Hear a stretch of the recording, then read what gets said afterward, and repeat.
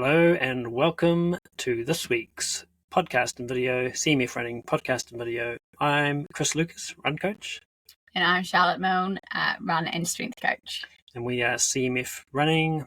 We help runners and athletes of all abilities to optimize their running and, smash it out on race day with a smile on your face. Had a great time. This week we're going to talk about, we're continuing on with the Tarawera content that we've been putting out. This week we are talking about crewing your runner for Tarawera Ultra. So the goal in mind, I guess, is that maybe if you're participating in the 100k or 100 miler at Tarawera in just over a week's time, you can sit down with your loved ones, your crew member, and listen to this perhaps together and sort of help to formulate your guys' sort of plan on race day. Some pre-race bonding time before you bond more as you experience the running/crew experience together. Yeah. Yep. It's a new relationship development. Yeah, it's a new bonding experience. Yeah. It's For the husbands and the wives. Yes. Who are non-runners, I guess. Yeah. Well. Yeah. If you're both like runners or athletes, then it's probably a bit of a different sort of setup because you sort of intuitively know a little bit more, don't you? But yeah. Yes. But so yeah. Thank you to all the awesome feedback we've had too, by the way, about other content we put out, especially last week we put out the mental skills for Tarawera, for racing Tarawera Ultra, and we talked quite a bit about the this hell and back stuff that's been talked about. I heard it mentioned out there in the social media airways, so we sort of talked about that in Western Okataina and had great feedback about that. So go and check them out on Spotify, YouTube. If you want to go and watch and listen back to that. We also have our course preview videos that we've done as well for each of the distances. Yeah, and if you are if you've listened to some of our videos and you'd like a bit more help pre-race day and you're currently not a client, we are open for coach calls with either myself or with Chris or with Kim as well to just work on the things that I suppose maybe the bit more mental side this late in the piece of training. So please feel free to reach out if you would like to have a call. Just a one-off call with either of us. Maybe it's to plan your race day logistics or talk about the course or anything like that. Calm the nerves. Just getting some information from one person in the know rather than from all sorts of things on Facebook groups and various bits of content. Yes, sounds good. Yes, sounds awesome. Sounds awesome. Man, I would do that. Yeah, it's just $45 as well. Oh yes, but it's a good deal. Takes away all the grey matter and just focuses specifically on you and your race day. Take the thinking out of it and the confusion. Keep it simple. KIS. Good one. Right, so today we're going to break today's topic down, crewing your runner for Tarawera Ultra. We're going to break it down to a few topics like pre-race, race day, general tips for the crew, things not to say. Oh yeah, that's my fave. Can't wait to the end. Some good laugh ones in there. Yes. Right, so where should we start? Pre-race. Right, so what happens pre-race is that we recommend doing a formal, air quotes, meeting with your crew member who may be your wife or your husband. Could be your friend. But basically whoever it is, having this meeting instead of the casual sort of talk about it in the kitchen while you're making dinner or just on the series of fragmented conversations. It's just kind of spending a bit of time just talking about race day. It could also like include actually listening to this podcast, or maybe it's a bit of homework before the meeting at 2:00. You could listen to the podcast from Chris and Shah from CMF Running, that kind of thing, just so that both of you know like what is happening and what to expect. Just to sort of get on the same wavelength, isn't it? Yeah. And so if you're the runner, depending on your personality type, I think we talked about this in the last podcast, you're either going to have a full-on like Excel spreadsheet, like this is going to be my pace, my average pace for this section, and then I'm going to be here at the aid station at this time, and I'm going to be at Okatona at this. So you're either going to be full on that way, or you're going to be like cruisy airs, laissez-faire. Yeah, I'll be around this time. Yeah, I'll be like, oh yeah, might do this, whatever. Might feel like this. Yeah, I'll see how I feel.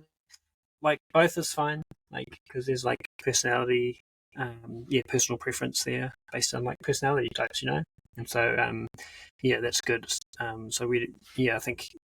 I think that's like part of where we come in as coaches, isn't it? Like not putting individuals and trying to put them into pre-made boxes and things like that, and working with what works for an individual. So perhaps I think we said this on the last one too, but say it again. If you're the hardcore planner, then I guess the thing to be mindful of is being open to changes, things that pop up on race day, and that's just all normal and part of the journey, and that adjustments can be made on the fly. And then if you're the total cruiser, it's probably a good idea to have a little bit of planning in. Maybe, and that might just be for peace of mind for your crew member too, actually, just to give them a bit of peace of mind while you're out there. Yeah, for sure. And, a bit of give the crew person a bit more purpose on what is to be expected of them throughout the day as well, and like when to be where, when, and when to be where, when. No, where to be where, when. Yeah. Or just knowing when they can take a bit of a rest too. For sure. And a bit of an unplug when they can go and get a cup of coffee or have a little nap, or knowing that they've got a bit of time, or knowing specifically at Okatona, this is like the particular thing that I need, as well as the crew bag. This is the particular pair of shoes that I need, or whatever. So what are the key aid stations for each distance? So I guess on the miler, we've got Ruru for Kaitu, eh? Yes. Do we know how far, just off the top of our heads, it's 60 odd Ks? Yes, I think you're right. 60 odd Ks through the race. 50 to 60 anyway. That's a key aid station. And then Buried Village, that's 88, isn't it? That's somehow in my mind. Good one. And then Okatona, 118-ish or something, I think, isn't it? And it must be. Yeah, and Blue Lake. Miler, you got a few like key points there. And then with the 100K, you really only got Okatona and Blue Lake, haven't you? Really? It's a long time. You'll sort of see your runner off at 7:30. That's when the race starts, isn't it? 100K. And you won't see them until Okatona as such, will you? Wow, that's such a long time. So that's a good, I think it's just under 60K, isn't it, through the race? That's a good amount of time. Yeah, just to do all the things we're going to talk about. In the planning stages, that's the sort of, the key areas. So, due to especially like the 100K, 60Ks in, who knows what the runner's going to be like at this phase of the race. There could be some rough times. They could not be in a good headspace. Or they could be going along fine. Just because a runner is like having a rough time doesn't mean that the day is shit. It's just everything is gone out the window. nothing is, it's not salvageable, and it also doesn't mean that they've had a rough day the whole 60 Ks. Yeah, it doesn't mean that they're going to continue to have a rough day. Yeah. No, and both really in the miler and in the 100K, like Okataina is a good place to reset. Yeah, it's the key. It's the key place, isn't it? Key place to reset. It's the turnaround point of the out and back, more or less too. It's where you pick up, for the milers, it's where you pick up your pacer as well, which is a huge asset to your day. So yeah, they could be in a rough spot, and I suppose as the crewer, you're there to help. So you're there to help with what you say. You're there to help to repack their packs. You're there to sort of know a bit about what the runner eats as well. Supporting. If there's if you're there with a few of your family or whatever, then cheering a runner in is hugely powerful as well. That kind of stuff. So, and I suppose as a pre-race kind of thing, knowing that rough times in races like this is really normal. It's a crew person. It just doesn't mean that they're in the shit and they need help. It's just part of it. So, kind of knowing that probably is a good idea as the crew person, especially if this is your first time being a crew person. I think so. Another thing that's important is who's in charge of what. Is a pretty key thing, eh? And I think that's important, even if it's just one person there crewing you. Is it the runner who's in charge of this? Is it the runner who's in charge of restocking the bag, or is it going to be the crew person? But I think it becomes even more important when there might be more than one person there crewing and supporting. I've heard stories, from friends, even competitive athletes, when they've had 3-4 supporters there, and they rock into an aid station 60 or 120 Ks in to their race, and you got 4 different people shouting things out at you, and you're just a tired runner. You're like, oh my gosh, you got to think about. And that's just too much. And so we want to I think that's a key thing, is keeping that sort of level of interactions down. It's on the manic side. Right? You can have multiple cheerers, but maybe 1 or 2 crew people. Definitely. So I think if there's parents there, it's a thing. So say if there's a husband or wife there, who's supporting their runner. And then there might be a set of parents or a couple of sets of parents there. Yeah. That's when things can go a bit awry, I reckon. For sure. Yeah, their parent is oh, my child. Grown up child. They really resort into into the mother figure or the father figure. Whereas maybe the husband or the wife. And they wouldn't have been at the pre-race meeting. No. They'll be what's going on? Yeah. And, where the husband and wife might, be a bit more of that crewing hat on, and less of the, loving, husband or wife, it's they're a crew person and they're a husband or wife. So I guess involving them, maybe not in the pre-race sort of, if they're there for support, they might not need to be involved in the pre-race thing, but just it's probably a conversation needs to be had at some point, just in terms of that, to prevent that sort of thing. Yeah, and I think from my races, my parents have come to a lot of races, and Chris has been my main crew person, and my family have kind of stood away from me, but I can still see them. They're not and they sort of cheer you in and cheer you out of the aid station. Yeah. And they're actually pretty good on the Ultra. Surprisingly. Keeping the social distancing. Surprisingly. I think they just your parents are good with the support thing without getting right in there. Yeah, they are. They are. Yeah. So just kind of things like that. The discussion what's the role what's the dynamics role within the crew, even if it's just you and the runner and the crew person, just two of you. Yeah, I think as the crew person too, it's good to have a sort of knowledge on what your runner's fueling and hydration requirements are.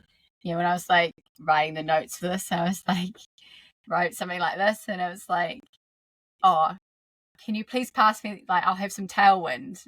And like, to a non-runner, like, tailwind, I don't know what that would even mean. Yeah, what is that? But yeah, is there a tailwind coming? Is there a wind? Is the wind expected to pick up? Who knows, eh? But it's it could be a really important part of your like hydration and nutrition. And like maybe things like tailwind, maybe you've had it so that there's a bottle ready full of tailwind coming into the aid station. Like if your crew person doesn't know what tailwind is, then then you won't have a bottle ready to go of tailwind, and it could cause some friction. So yeah, just getting across some basics like that. Yeah, it's a good idea. Yeah. Pro tip. Yeah. Just knowing what your runner kind of needs, eh? So I guess I think a cool thing to do is to kind of like pack your, like, just go through the sort of the basic practical things of the vest, like with your support person, with your crew, and just be like, oh, hey, this is the practical thing. It's like show and tell. This is my vest, this is where my bottles go, this one on the right's where I've had the tailwind or the whatever, and this is just water only, and and then they just kind of, oh yeah, okay, cool, they just get across that sort of thing. Yeah, it's kind of like maybe your crew person isn't a runner, so they're not invested, obsessed, like thinking about running as much as we are. And, they may be a big fan of you, but they might not be a big fan of running. So, the basics of like, this is a pack and this is where bottles go. Like they may not have like even really noticed. They know that you wear it, but they don't really know what it is, like, and how it works.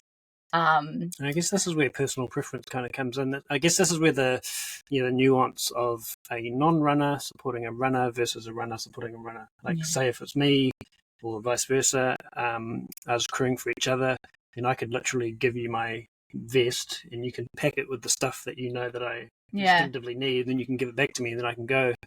I think if it's like a non-runner crewing, then it might be a little bit different. It might be more of they're playing more of a supporting role or perhaps they're doing something else while the runner like restocks their own bag, like that kind of thing. Yeah, that's just personal preference comes in. Yeah, this is like when, like, at the aid station, right, that you may have the things kind of laid out. So literally, like, the runner could just be like, yeah, I want this and I want this, or they could pick it up and put it in their pack, they can, like the runner probably will be able to like cognitively know what they want and stuff like that. Yeah, if they don't, then they probably haven't trained adequately for the event. Yeah, or they just need medical assistance. Like it's above your pay grade. Yeah. Get some medical assistance. Oh, it's okay. You don't need to give your partner CPR or like their eyes are rolling around in their head. Then probably not knowing if they have enough tailwind is not going to cut it. Yeah. So yeah, like Chris, when he did his Milo, like he pretty much just like told me what he wanted and he told me what to do. Like and this is where, like, as the runner, like maybe you've thought about like at this aid station I want this. And so you kind of really know, and then you've kind of like told your crew person, like, at this aid station I want an ice mocha, so the ice mocha is there. And must-haves. And like if it's a Milo and you're out there for a long time, like 30 hours plus, like maybe at one of the aid stations you have like proper food. Even less than that. Like you have, like Chris had pizza at Okatona, and I got the pizza. He didn't get the pizza for the race. I went out and that was one of my like jobs, was to go get pizza, bring it to you. So Yeah. Perfect scenario is the runner is totally with it all day. They're running in, and I have to say, like with the crew that we've coached towards Tarawera, everyone's done the training, prepared everyone for what they're about to do. Like 60Ks, done that in training, like multiple times for some, for most actually. So they're going to be fully cognitive and with it, unless like something crazy happens and they went out way too hard and blow up big time and just didn't follow the race plan, and then then they might be struggling. But for the most part, if you're watching this and you're part of our crew, then for the most part, everyone's gonna be sweet at like 60, 100K, whatever. And I suppose like another thing to consider is like, especially probably for the miler, like which aid stations are you going to be at? Because maybe especially for like the milers, when they have the pacer, so the pacer obviously can't help the runner between aid stations, but at aid station the pacer can. So it's essentially like a crew person at the aid stations. So maybe you don't need to go to that aid station at 2 a.m. Blue Lake, maybe your pacer is adequately enough, so that might be a good time for you to obviously be sleeping. So that's where a drop bag would become quite important at Blue Lake, isn't it? So if the crew's planning not to be there because the miler runner is expected there during the night, then a drop bag at Blue Lake would be a really smart idea, and then your pacer is able to help the miler runner. That's a really good one. So that kind of stuff's all like you need to talk about that pre-race as well, like which aid stations are you going to be at. And so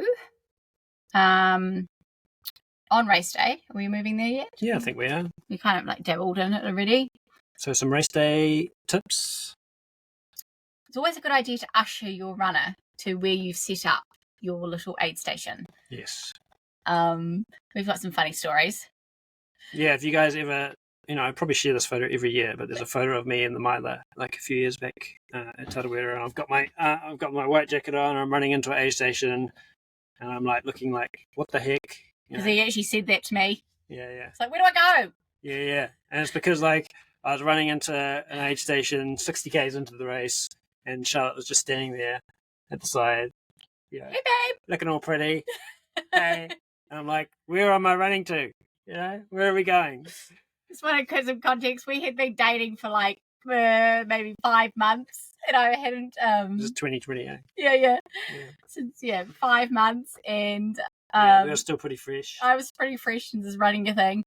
Fortunately, we had some help at that aid station from he's totally David. Yes. Yeah. And there's someone else as well. Oh, Mike Lee, can his last name? Basically did nothing actually in the end. Sat there. Except you did usher me into the place eventually. Oh, that's good. But Chris is, on the flip hand, Chris has been very good at ushering me where to go, and I did the 100K. So with Tarawera, you can crew your runner 200 meters either side of the aid station. So you can sort of go out onto the course slightly, within that 200 meters, and sort of run them. You can run them in to wherever like your setup is, and that's a really helpful thing to do because you're not like, the runner's not running into the aid station wondering where the heck they're going. Because there'll be a lot of people. Like Okatainas are busy. Like at night time it's busy. A lot of people coming through there at all hours really, and so it's not great for the runner just to be running into the aid station and being like, where are we going? Whereas if the runners, if your support person's there running you in, it's just much better. I just thought that even, while the person is ushering, like it's a good time to have that conversation of what you want, because by the time you get to your little aid station, little setup, you're like, boom, I know what I need to do. Yeah. Opposed to having that talk at the aid station, because you got to remember, like every time that you're traveling 0 kilometers an hour, you're stopping, you're traveling 0 kilometers an hour. So got to make up time. Yep. So it's a good use of time. And then as the runner, then like you're running into a aid station, you kind of like prepared yourself probably 1 or 2 Ks beforehand, and you're like got a list of a couple of things in your head that you're that you want to achieve at the aid station. So it's a good time to unload that. Yeah. Before getting distracted at the aid station. So it's like, oh, hey, I need to do a shoe change here. I've got a blister, my toe we need to look at, and I really want that pizza. Yeah. Yeah, there could be a smorgasbord of weird things going on they all want to need. Yeah. So yeah, stuff like that. And, like with your little setup, like we've alluded to this too already, like have your food set up, however is like just displayed out, have it ready. What does that look like? It's kind of like a crew bag, right? Yeah, just like I think. Yeah. Well, like those chili bag kind of things are good. Just basically be able to see your food, right? Like if it's like, yeah, it's like hello. What do you want? And just and have those bottles. Maybe there's some pre-made bottles like you talked about before that are ready to go. They're sort of there, sitting there, ready to go with their mix in them. You got to remember all this kind of stuff keeps you as the crew person busy. There's a lot of hours to fill in, so you might as well spend an hour setting up your aid station. Yeah, getting it perfect. And I'll spend the whole day obsessing about it. Yeah, and then the runner comes in and just goes. Yeah, the runner just comes in and goes, oh no, I don't want any of that. I'm good. See ya. That does happen too, by the way. Don't take it personally. Yeah. Don't take anything that happens on this day personally.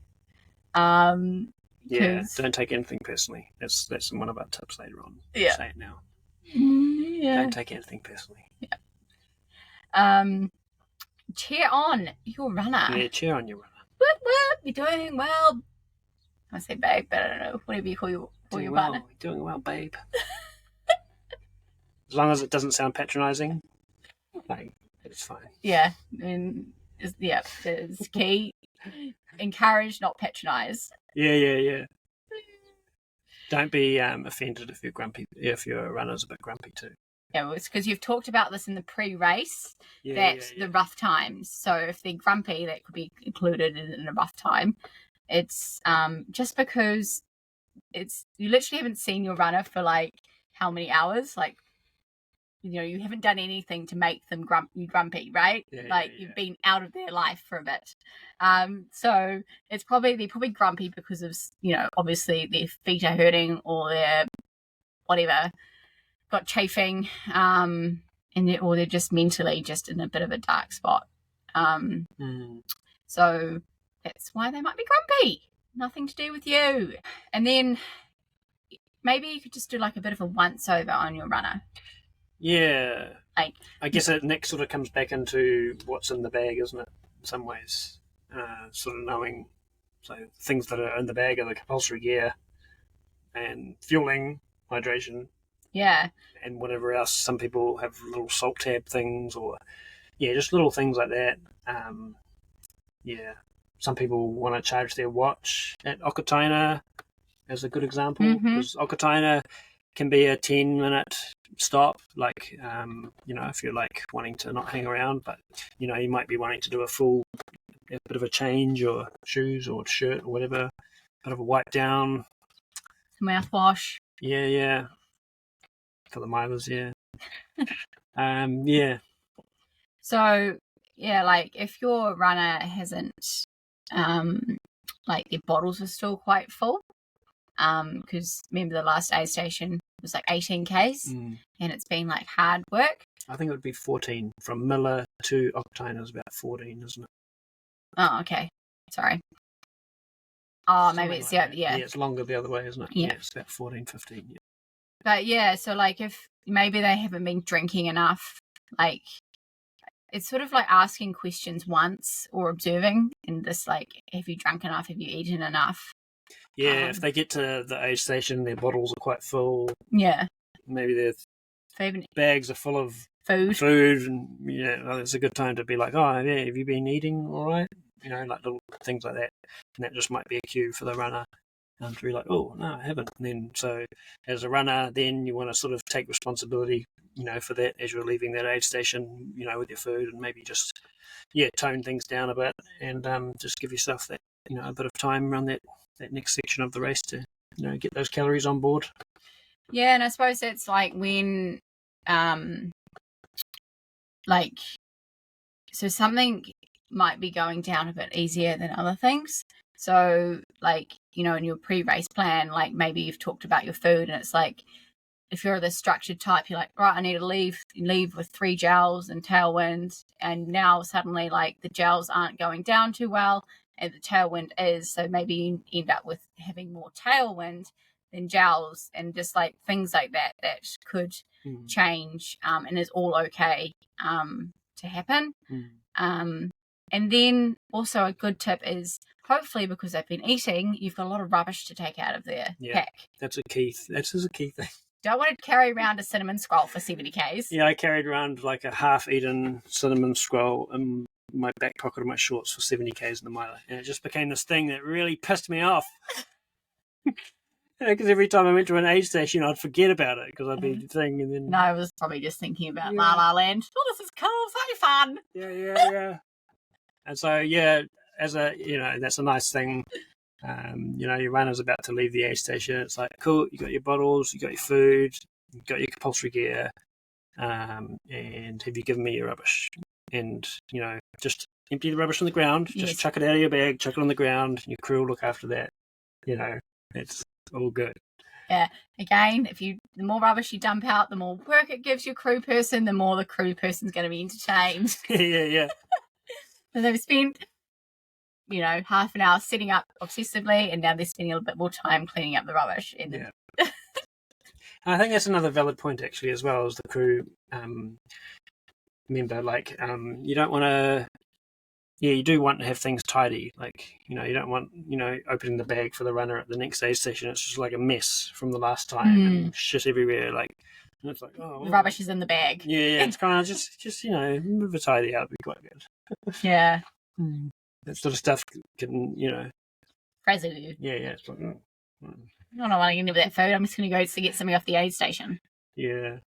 And that's another good point too, where the runners, there with your runner at the aid station, in most cases, it's pre-made or whatever, the runner's food is there ready, but maybe the runner wants something from the aid station too, and you're allowed to go and grab that from the aid station while you're there crewing your runner. You can be, you can be like, hey, do you want any, you want orange, anything from the aid station? Because by then the runner will know what's at the aid stations, maybe they've been sucking on some oranges or some of those little square sandwiches that they have, and so they might be like, oh yeah, I've been having some of those little square brownies and they've been going down really well. Can you get me a few of them? You're able to go over there and do that, and you're also able to go over and fill bottles for your runner. So maybe your runner is, changing their socks and shoes, and you can go and do that stuff. I was just thinking that that is a great opportunity for the family member to help. So the key person is with the runner, just with them, and then the dad, off he goes, and he gets the sandwiches or gets the juice. I can imagine my parents just being like, oh, feeling useful, finally. Yeah. So it's a good one. Ross, off he goes. That's a good one. But yeah. So anything else we need to cover for race day? Just in terms of that sort of logistics kind of stuff. I guess we're presuming as well, as the runner, you kind of know what's going in your drop bags. We probably don't have time to cover all that on this podcast. But yeah, we're presuming that you sort of know which aid stations you're putting drop bags at, which aid stations you're not, what you're putting in those bags. Cool. So the crew person can go get the bag, the drop bag. It might not be, I think we said this in the other video, something could happen to a crew member, obviously the bus is late or you're faster than you anticipated. So this is when having a drop bag obviously is really good, because you as a runner can go get it and you will have enough things in your drop bag to get you through the aid station and not derail your race. Because who knows what could happen? Probably unlikely. There's that. And so basically what I'm saying is your crew person, if they're there, can get your drop bag as well. That would probably be very helpful. General tips for the crew. Here's some other little general tips for the crew. So, you as the crew person still are going to get tired. You're still going to get hungry. You're still going to get cold. It's a very long day. Yeah, you still need to look after yourself. So make sure that you eat food, get a nap, and as the day goes on, making sure that you have some warm clothing. If you're going to be out there at night out at Okataina or Blue Lake in the evening, at night, during the night, Rotorua gets cold. If you're from Auckland, for example, you're used to these muggy nights. Down in Rotorua, not so muggy. Gets pretty crisp at night, even because we've got to Rotorua a few days back. It's like 1 week out from the race, and it's been way cooler. It's way cooler at nights. It just hasn't got that humidity, so it's just different air. And plus, it's just a long night, right? Like if you, especially in a miler person, like your miler person started at 4, and you've had like this weird day where you kind of slept, kind of not. You're super anxious, maybe, and so by the time that night comes along, who knows, like what sort of your body could be just like, what the heck is going on? I'm cold. Definitely. So it's a long old day. So look after yourself. Have some downtime planned. I guess if you're a miler crewer, then you've sort of got, and if you're presumably you'll be dropping your runner out to Kawerau during the night. Yes. So then you've got a long time before they're going to make it to really whakaitu. So that's a really good time to have a decent break there. And then you'll probably be like on the go with them. So you'll be at Reo Whakaitu with them. You'll probably pretty much head to Buried Village, with minimal stoppages along the way. But then you'll get a decent break again after, at some point after Buried Village and before the runner gets to Okataina, you'll get another quite a decent window there. If that's your sort of time where you can get some downtime. If you're a 100k supporting a 100k runner, then what are the sort of downtime periods there? Again, it's kind of in the start of the day, really, isn't it? You're going to be there with your runner at 7ish in the morning, and then they're off. Depending if you have that local knowledge of the course and stuff like that. So you'll get a bit of downtime in between there and the runner getting to Okataina. Or again after there and before Blue Lake kind of thing. Like you'll find that you're thinking about your runner like way more than you anticipated as well. It just goes fast. They'll be able to get some messages out to you too. There might be a couple of messages that they send out at a couple of points. That's another thing you guys can talk about pre-race. And there's like an app as well. Maybe a runner's like, I'll message you when I get to Boys Beach, for example, or like somewhere around that area. I'm pretty sure there's reception. There's reception on that in those parts of the course, so they could message you there. Then there's the app as well where you can follow your runner. That kind of thing. Just with the app thing, just take it with a slight grain of salt. It can lag. When Chris did the miler, it lagged heaps, and I was like, "Oh my gosh, what's happened to him?" Because I hadn't heard from you for ages. And then I was in the middle of nowhere. Yeah, and also I think the app was also lagging. So as much as it's good, it could have its faults, like all technology things. But it's probably no news is good news a bit as well. Generally speaking, from the layout with the 100k anyway, the layout of the course should be pretty good, in terms of that information coming through, because the course is closer to town this year. With the miler, maybe not so much, because they're starting out at Kawerau and they're going to be in Tarawera Forest, and they're very remote, so you might not hear much from them at all, really, until they start getting to Reo Whakaitu. So just be prepared for that. And then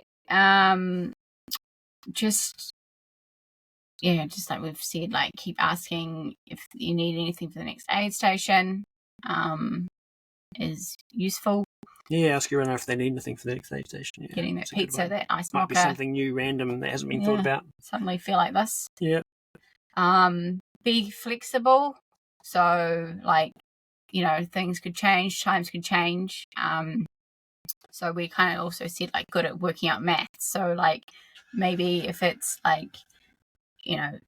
if your runner is expected to do like 15.5 hours, like you are expected to be at like here at this time and then at this aid station, and maybe you could just think about when they're going to be at the next aid station that you're not even going to be at. Like it's things like that can be helpful. Yeah, so as a crew person, like learning to do a bit of the maths is a good idea. Yeah, especially if there's been sort of approximate arrival times put for Okachina, for example, and then there might be an hour early or an hour late. Then it's just a matter of doing a bit of maths as the crew person, sort of working out when the runner's going to get there, that kind of thing. You don't want to be asking your runner like, "Oh, what time do you think you're going to be here?" Like, it's not the sort of question a runner wants to be like trying to work out. Yeah. Yeah. And connecting with some of the other crews. Yes. And watching what others are doing. So you'll notice as a crew person or support crew, you'll see the same people around the place because they're roughly the same time that your runner is on the course, and so that gets pretty cool too. Like, get a bit of community going. You see, you start to see the same people. Oh, how's your runner going? And that kind of thing, and that's kind of fun. Yeah, sure. Make friends. Yeah, make some friends, and it's a cool opportunity to just see what other people do in terms of like supporting their runner as well. And like, say for example, if your runner is a mid packer, or maybe they're at the front of the mid pack, a lot of our group is sort of front and mid, sort of mid pack. Then you'll get to see like, the sort of runners, at the front or end of the field come through. And so you'll get to see some sort of well-oiled... you'll see some well-oiled things. If you happen to see some elites coming through, you'll see how they do it. That's just crazy. It's like, well-oiled stuff in and out. So, yeah, stuff like that. I mean, I know some of our we've got a few 11 and 12-hour runners in our group. And, they'll be sort of looking to, like pit stop sort of stuff. No sitting down, in and out, poof. Change the bottles, gone, that kind of stuff. So, that's a cool thing to do too. Watch what others are doing. For sure. Things not to say. Things not to say to your runner. Well, are you okay? How are you feeling? And it's okay to ask them, that one time, but not 100 times, just to fill in space of silence or something. I don't know. Yeah, so I mean, a great thing to do. You're running them into the aid station. You see them. How are you? How are you feeling? Anything to report? That's quite often what I say, actually. If I see, one of our runners or athletes like on the course, and I'm sort of running them into an aid station, I'll be like, "What have you got to report?" Like, then I'm not asking them how they're feeling. Yeah. I'm just asking them to report something. They might be like, "Oh, yeah, sweet. No, everything's good. I need this." Yeah. And like, the runner obviously knows they're coming into the aid station and they know they're going to be seeing you. So they're going to be thinking about seeing you and what they want to say to you. So there'll be sort of like, this offloading that will be going on. They would have pre-thought about probably what they're going to say. So if they're in just in that rough. Yeah. Don't tell your runner that they look rough. Man, don't say stuff like that. Man, you look rough. You having a shit day? Don't say stuff like that. That's just, not good for one's self-esteem, is it? Yeah. So just be a little bit canny with what you say. Yeah, and just be patient. Like with your runner, like if they are actually looking rough, like they know that they're looking rough. And they may just need to take a bit longer at the aid station than was planned because things have popped up, and a lot can happen. Like, a lot can happen to the negative, and a lot can happen in the positive. So not just because they're how they are now doesn't mean they're going to finish the race that way. Yeah, for sure. Clapping them in and out is awesome. Like, being supported, like clapped and cheered in and out. So when they get up off their chair and they go to run out, you get that. Yeah, it really just does so much for the runner. Right? It's unreal. Yeah, especially like that. Yeah, even thinking about that, like, you know, especially the out, like, it's just It's a big super, lift. Yeah, you need super it. emotionally uplifting. Like, you know, it's awesome. Yeah, Um, it's a pretty good ride, eh? and then there was this one. I found this funny when Chris wrote this down. That took a long time. It took a long time. Yeah. It's probably not something that you should say to your runner. Yeah. Again, they will know if they took a long time. So yeah, encourage, not discourage, or be sarcastic, or yeah, it is what it is on race day. Yeah. Um, Yeah, I guess above all as well, just, we've kind of talked about these different things and yeah, I think be intuitive on the day as well and yeah, don't get too caught up in the detail, I guess, as well, isn't it? It's sort of like this is a fun thing too, and it's sort of like there's a bit of in between, isn't there, with all of it. Yeah, and so you don't feel the pressure of it all as well, isn't it? Yeah. Yeah, and just like simply by the crew person being at the aid station is like an amazingly powerful thing. So that's when like you don't have to do amazing things to be like useful. You just have to do your best. Like if Chris and I could have done it like how we did it in 2020, me not knowing really a dicky bird about ultra running and being new relationship, like we got through it and had fun and and it all worked out. And I'm presume I was helpful by being there, and that's all that it is. You're just trying to be helpful. And yeah, I think that it's a special day to share, isn't it? Together, especially husband and wife, crewing each other or partners, whatever. Family. It's just a special day to share, isn't it? Yes. And to be there as a crew member, as a support person supporting your runner, it's an incredibly it's a privilege, actually, isn't it? It's a privilege to be there with them and to be part of this thing, especially if it's their first 100k or 100 miler. You're there with them on that journey. You've been there with them, supporting them through those training runs if they disappeared for 6 or 8 hours on the weekend, and things like that. And you're there with them on the day, and you're there with them, and they've crossed the finish line. Yeah, which is amazing. So very cool. Yeah, it's such an amazing privilege to be a part of, and something that should not be missed. Yeah. Yeah, and I bet the day will go really fast. So, don't worry about getting too bored or anything like that. I bet it will go really fast. You'll have a great day. You'll have fun. You'll be like, man, I'm so glad I came. All right, I think that does, isn't it? I think so. I hope this has been useful. Hope you've enjoyed this podcast and got plenty out of it, and it helps you plan your way to your race day for 2024 Tarawera Ultra. Not long to go now. Just 1 week to go. I was out on the course. Just in the Rotorua, round by the start line the other day. It was after the rain too. It was very dry, I must say. The course was very dry. But I do know that the out and back section of Western Okataina is more damp. And I think that's... it's a native bush, that section, so more like topsoil. It's holds more moisture. So I know that section, the out and back section, is more damp. I know there were some runners out there on the weekend, and they said there was a bit of dampness.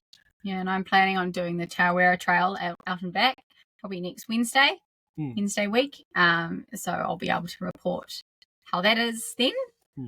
Which is obviously only a matter of days out from race day. So that we hopefully can be helpful. Yes. And fun. Rightio, my friends. As always, give us a shout if you want help with your running. We can do free coach calls if you're interested in getting coached from us. Remember, if you are not part of our crew and we're not coaching you currently, but you do want a one-off consult to help you prepare for your Tarawera race day, reach out to us for that as well. We do a one-off consult for $45. And what else? Socials. Trail Girl Charlotte. Trail Girl Charlotte. NZ Nomad Runner. Strava. Chris Lucas. Charlotte Milne. We're easy to find. Website, cmfrunning.nz. Go and check it out. And hit that subscribe button on YouTube. Yeah, give us a subscribe. we never ask for subscribes. Give us some subscribes. Yeah. And some comments. Yeah. Does help, seriously. Yeah, it does. All right, my friends. Catch you in the next one. See ya.